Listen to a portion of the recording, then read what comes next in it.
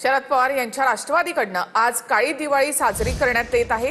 गेल्या महिनाभर राज्यातील अनेक जिल्ह्यांमध्ये अतिवृष्टी होते आणि कोणत्याही मनस्थितीमध्ये शेतकरी दिवाळी साजरी करणार नाहीत असं पवारांनी म्हटलंय।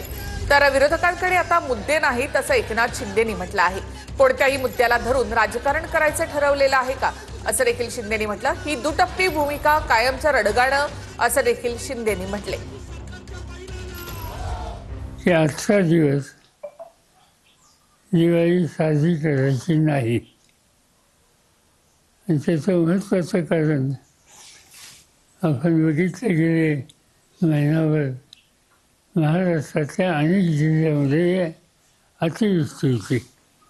आता राज्य सरकारने काही चौकडी रक्कम काही लोकांना जाहीर केली, पण नुकसानीचं स्वरूप हे बघितल्याच्या नंतर या चौकडी रकमेचा उपयोग त्याला पुन्हा उभं करण्यासाठी होईल असं त्यांना वाटत नाही। त्यांच्याकडे आता मुद्दे नाही आहेत।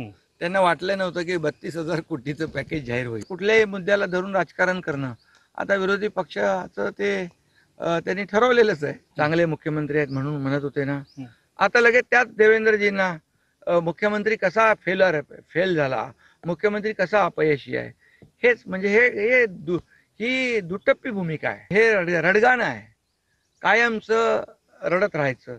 बाळासाहेबांनी आम्हाला रडायला नाही लढायला शिकवलेलं आहे, ते म्हणून आम्ही त्यांचे विचार घेऊन पुढे चाललोय आणि लोकांनी देखील आम्हाला स्वीकारलंय।